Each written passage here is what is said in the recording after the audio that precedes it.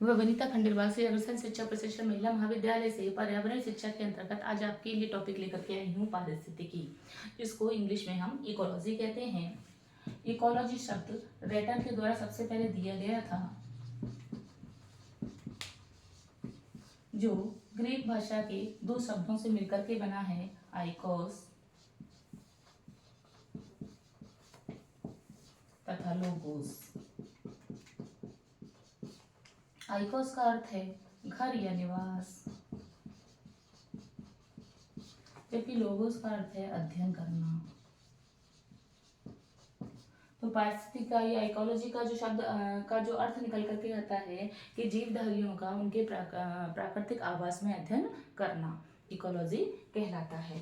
तो उनके चारों तरफ का जो वातावरण है जो उनको पूरी तरीके से प्रभावित करता है। कैसे? चारों के वातावरण में जैसे जल है, वायु है, तापमान है, प्रकाश है और भी बहुत सारे कारक वो उनकी या जीवित जीवों की वृद्धि, विकास, जीवन चक्र आदि सभी को प्रभावित करते हैं। तो ये सभी प्रक्रियाएं या उनका आपसी जो अंतर संबंध है प्राणियों का और पर्यावरण का, वह सारा अध्ययन हम इकोलॉजी के अंतर्गत करते हैं। एक वैज्ञानिक हैं ओडम,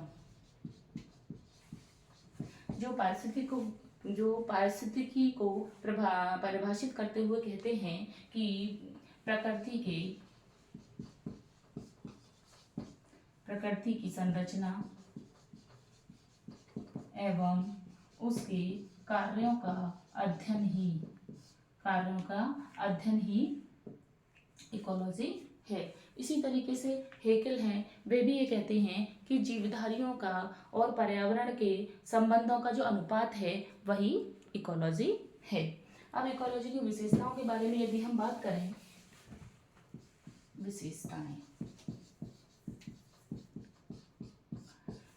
इकोलॉजी की विशेषताओं के बारे में यदि हम बात करें तो पर्यावरण तथा उसमें रहने वाले जो जीवधारी हैं उनके मध्य संबंधों का विश्लेषण जो है वह इकोलॉजी के अंतर्गत किया जाता है।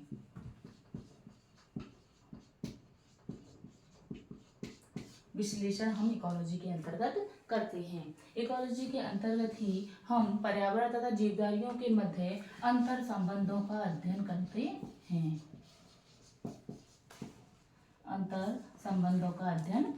हैं। तो इकोलॉजी के अंतर्गत ही हम विभिन्न प्राणियों के तथा प्राणियों के उनके आवासों के मध्य जो संबंध हैं उनका हम वैज्ञानिक अध्ययन करते हैं।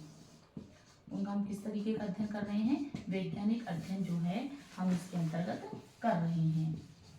तो इस तरीके से पूर्णतः इकोलॉजी जो है जीव और उसके चारों ओर के जो पर्यावरण है वो उनका आपसी संबंध को दर्शाता है। अब हम इकोलॉजी के प्रकार के बारे में बात करें तो सामान्यतः इकोलॉजी को दो भागों में बांटा है, वृक्ष और जंतु जगत। लेकिन फिर भी एक व्यापक शब्द के रूप में हम इकोलॉजी को देखें तो उसको दो भागों में बांटा है, एकांगी और दूसरा है संपूर्ण।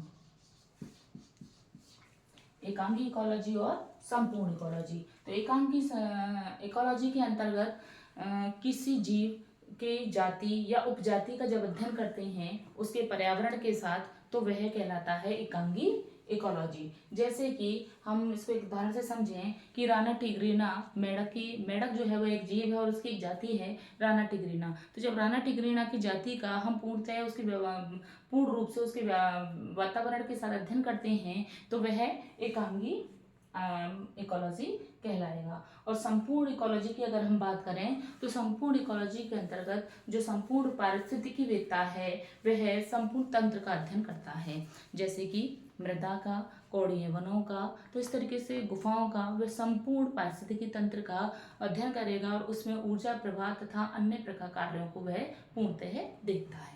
धन्यवाद।